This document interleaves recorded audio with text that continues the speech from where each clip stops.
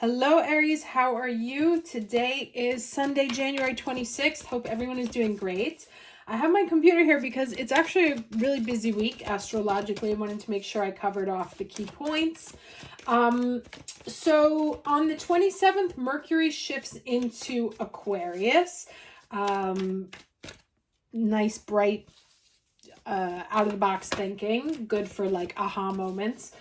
On the 28th, the moon moves into Aquarius. On the 29th, we have an Aquarius new moon. Now, remember, the Aquarius new moon is very good for wishes, right? And last year, I think I shared a little ritual to do for that new moon. It's in our 11th house. So it's about finding our people, finding our tribe, connecting with like minds.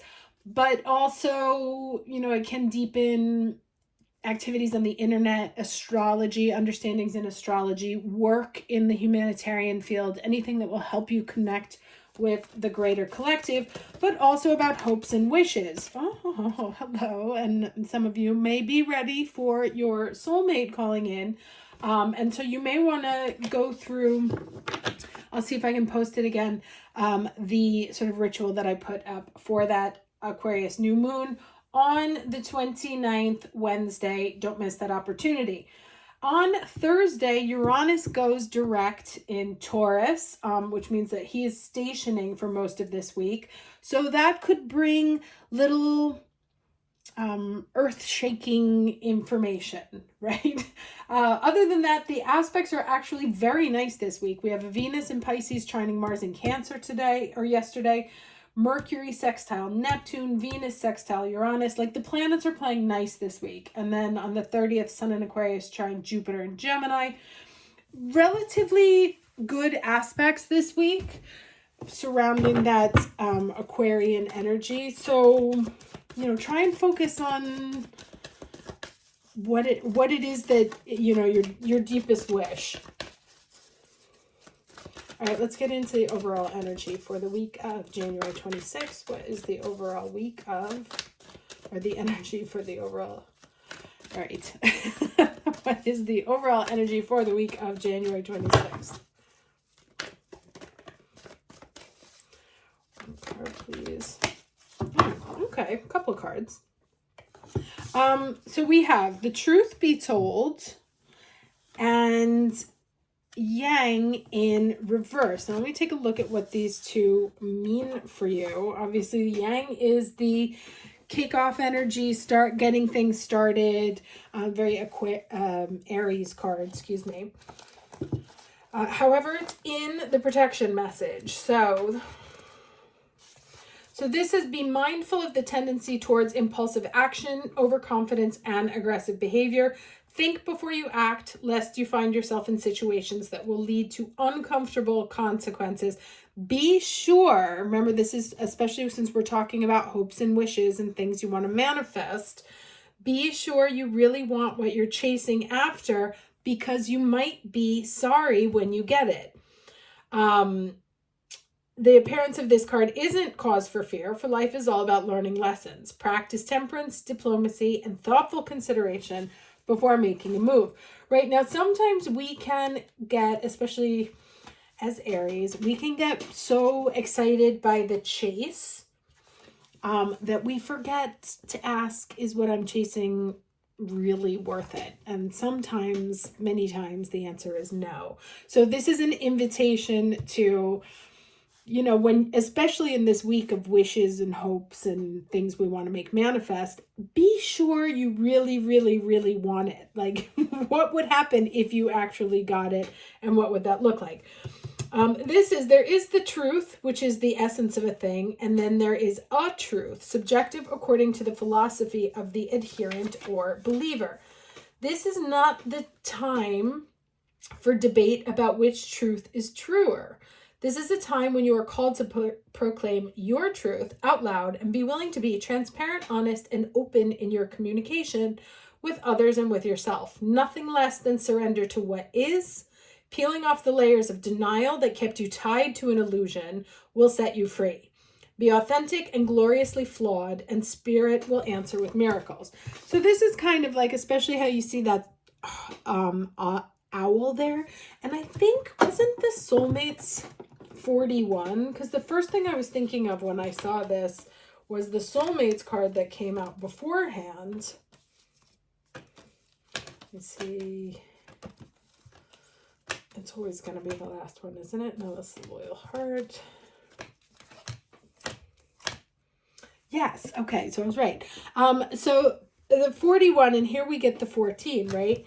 And this is talking about the owl has the window flown open, or, you know, sprung wide open here, kind of at the heart level, right? So speaking from the heart, maybe making romantic confessions, admitting something to yourself or to someone else. But then again, remember, are you sure you want it, right? So if you're like, oh my God, I can't take it anymore, I'm going to confess, I'm going to ask that person and I'm going to confess my love for them. What would happen if you got it? Because sometimes it's about the chase, etc., etc. Or what would happen if they came and confessed it to you? Are you sure that this is a relationship that you want to take forward? Now, this can be romantic in nature. It can also be professional or have to do with friends or, you know, moving or a job or whatever. But there's some aspect here that where you're being asked to be honest with yourself about how you really feel about it. And what would happen if it actually came true, right? Like to start thinking about, well, what would that look like if it actually did come true?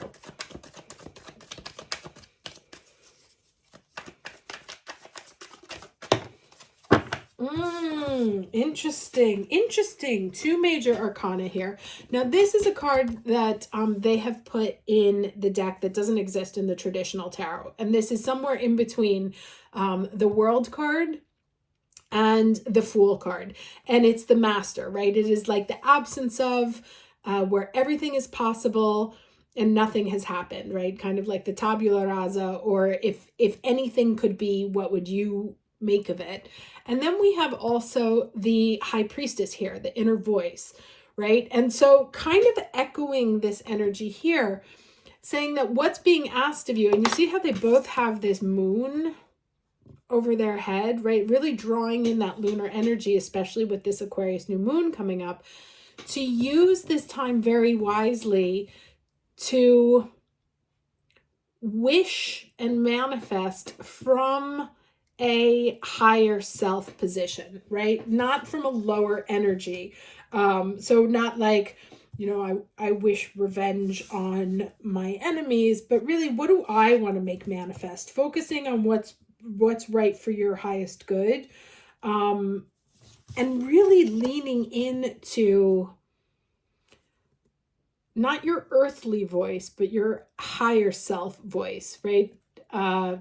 Is this actually going to work out with this person? Do I really want that job? Or is it just like, you know, to like scratch an ego itch because I wanted to make more money, but I know if I take that job, it's going to make me unhappy. And so really listening to yourself at its most evolved energy. Now, this is coming up in the challenge space. So we may not, especially since this came up as a warning here, this yang energy, we may not really be dedicating enough time to listening to, like, we may be acting more than reflecting. And this is this is an important week to reflect on what it is that you really want to manifest in your life. And that you're not spending precious energy, precious fire energy on something that you actually genuinely don't care about, right? And this is about being true to yourself of what's in your heart. And what you would like to see happen, as opposed to something that's like, you know, you just kind of thought of. Okay, interesting. All right, so this is a discovery card, right? And this is like, each one of these has like a little story. And this is about this guy falling in love with the flower petunia. Okay, this is a very specific story here. He falls in love with this flower. And even though there's love there, he comes to realize that actually it can't ever be the relationship that he wants it to be, right? Like that he has to leave her planted there in order for her to thrive, and that he has to look for a relationship with something that matches his energy a little bit closer. And this is something that comes up a lot in, soulmate, karmic soulmate situations, where sometimes we think that just because we're in love with the person, it has to be a relationship. And really, sometimes that love is just there to teach us a lesson. It can be, to heal old wounds. It can be as like sort of a, like a beauty balm to make you feel better, but it doesn't really have a future. And these three cards are all very in the same direction of, there may be something that you're working on manifesting, or that you genuinely believe that you've been working hard to make happen or wish would happen, that isn't actually right for you. Like if you stop and think about it and like really dig in, be like, you know what, actually, there's probably something better for me. So being very, very honest with yourself this week about the nature of an interaction that you have going on, or that you're hoping to make happen. There you go. 8 of Swords in your head about it. 2 more cards, please. Okay. 3 of Pentacles. Like I said, in your head about making something happen, about pushing it forward, getting someone to collaborate. This can also be work, as I said before. Doesn't have to be a relationship. And then we have 2 more. Oh dear. All right. So it's interesting the way these 2 cards came out, right? Because we have 5 Pentacles here, but behind the 5 of Pentacles is the 2 of Cups, right? So given the nature of what's come out, this honesty could be in both ways, right? Maybe you're ruling out a relationship because they don't have any money, or you think it's going to be something that's going to leave you destitute or heartbroken. And actually behind it is something really incredible. At the same time, you may be looking at something that you think it could be actually incredible. And when you dig into it, it's something that could end up leaving you, worse for the experience. So each situation will be different. And that's why you have to sort of dig into honestly with yourself. Is this thing right for me? Right? Do I genuinely believe that this is my soulmate? And this is the second soulmate card we've gotten, third actually. Or is it something that the closer I get to them, it's actually going to reveal itself to be something very different?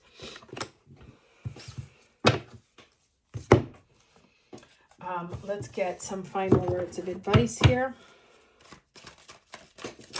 Now, because of all the Uranian energy this week, it may show its own face because Uranus is in Taurus, right? And I saw, as I was shuffling, the Empress was there, synonymous with Taurus. So, a situation that you thought wouldn't have, there may be surprises in a situation. It can go either way. Something may reveal itself to be not worth your time, or something may reveal itself to be very worth your time and worth the effort.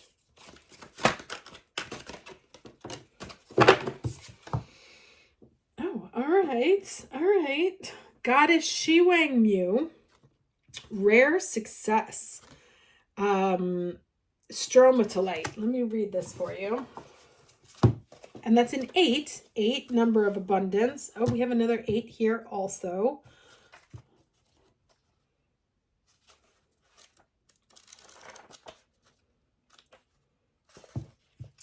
Okay, so let's see here. We bring you the empowerment of rare success. You are bringing something utterly unique, special, and precious to the world. Whilst there are creations that are worthwhile and valuable, which can manifest swiftly, there are others that are labors of love, right? Labors of love. requiring diligence. Hold on, that's actually this one. Labors of love. Requiring diligence, strength, and long-term commitment to bring them to life in the world. These exquisite creations are the divine manifestations of rare success, that which shall stand the test of time and offer a legacy of comfort, encouragement, and divine grace for generations to come.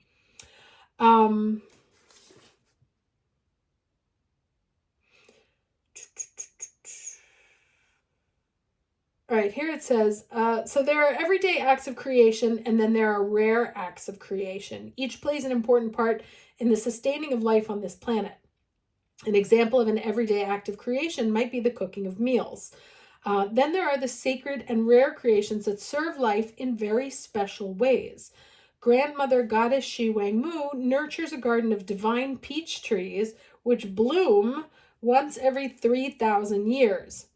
The sacred orchard of Shi Wang Mu is a beautiful mystery and one that gives us a perspective on timing. You could say that for the soul, immortality is a rare success. Cultivated over 3,000 years, it is a rare spiritual prize worth attaining. It cannot be hurried, however. So, of course, it talks about struggling with patience. Shi Wang Mu comes to you with a reassuring message of patience. Not surprising there. You may compare yourself to others and wonder why you aren't striding ahead in leaps and bounds as they seem to be. But it takes far less time to assemble a house of cards than it does a palace. The grander the contribution you are going to make to this lifetime, the greater the care, time, and attention to the foundations. Okay, so yeah, so interesting. And I think that, what ultimately comes out of this is that there's something that you're questioning about whether it's worth putting your energy into, right? Is this going to be something that pays off, or is it going to be something that ends up being a total bust at the end of the day? And there's that 8 again, that 3 and that 5. And the truth is, on some level, right? And if you don't, then it's time to connect, do some kind of meditation, especially at that new moon, with your higher self to get some of those answers. But you will know if something that you have in your energy field right now is worth the effort and commitment that it needs to be brought forward. Even though it's not moving fast, it says things take time, like thinking about a flower. You have to tend a flower for a very long time without seeing any results. And then those results, they don't even last necessarily that long, but it doesn't mean that it wasn't important. Or is this something that is going to deplete your energy and ultimately leave you worse for the wear, right? And the only person who can answer that question is you and your intuition. And so this is a week to be very honest with yourself about the nature of a project, relationship, job, life calling, whatever it is, and whatever you're trying to manifest and bring forward. Is it something that it's worth taking the distance and nurturing over time? Or is it something that's, let's say your motivations aren't universally in line with what you're meant to be doing, then that is something that you're going to have to, that you should take a second look at and consider releasing to the universe. Okay, hope this was helpful. Wishing you a lovely week, and I will see you next weekend. Take care.